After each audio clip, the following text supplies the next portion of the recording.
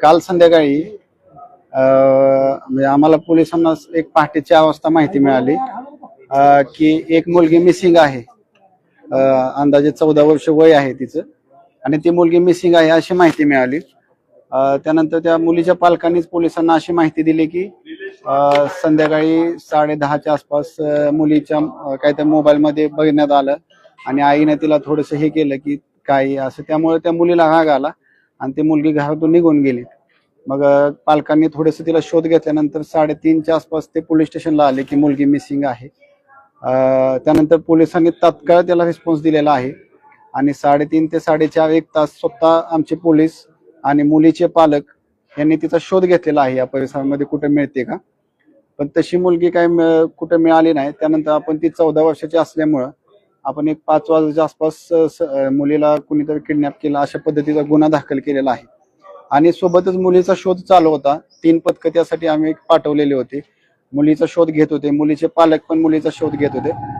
पण एक अंदाजे 8-8:30च्या आसपास आम्हाला एक कॉल आला आणि त्यामध्ये अशा ठिकाणी एक मुलगी आहे पडलेली आहे. तर आम्हाला तशी माहिती गेल्यानंतर त्या ठिकाणी पोलीस तात्काळ पोहोचलेले आहेत.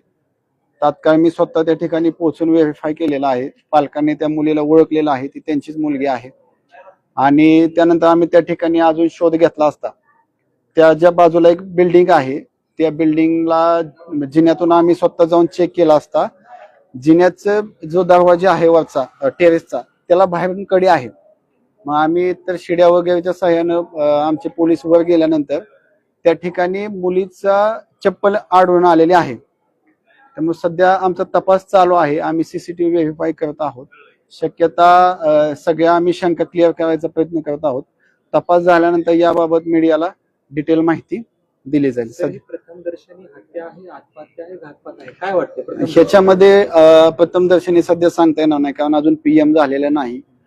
पण मुलीला एक नॉर्मल जखमा आहेत. तिचा हात मोडलेला आहे, पाय मोडलेला आहे.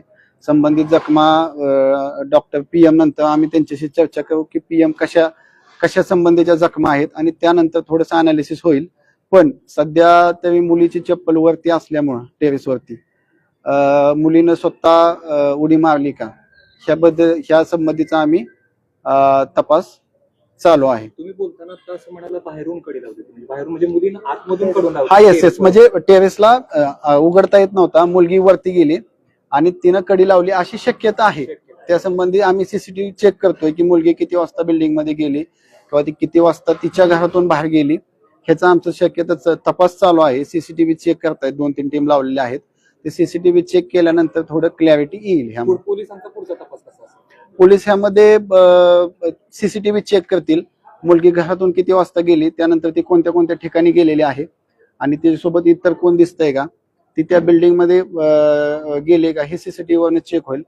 त्यासोबत त्यांचे काय कौटुंबिक वाद झाले मुलीचे काल, त्या संबंधित तिथं काय माहिती मिळते का आम्हाला गोपनीय किंवा अजून काय गोपनीय माहितीच्या आधारे आम्हाला इतर काय शंका असतील तर त्या संबंधी आम्ही चौकशी चालू आहे. मोबाईलचे सीडीआर आपण चेक केलेला आहे. या मोबाईलच्या सीडीआर मध्ये कोणाकोणाचे नंबर सापडले? सीडीआर चेक केलेले नाहीत. आता आपण अजून त्यामध्ये सीडीआरला नंबर पाठवलेले नाहीत.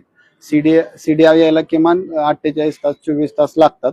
अजून सीडीआर काही चेक केले नाहीत. आमच्या प्रथम माहितीनुसार मुलीकडे मोबाईल नव्हता. मुलगी ही आईच्या मोबाईलवरून एका मुलाशी बोलत होती. मुलीकडे मोबाईल नव्हता तर आम्ही आईचा आणि त्या पुढच्या मुलाचा जो संशयित आहे त्याच्याकडे आम्ही चौकशी करतोय. त्यांचे मोबाईल ताब्यात आहेत. त्या संबंधी काय माहिती मिळाली तर तुम्हाला अपडेट दिली जाईल.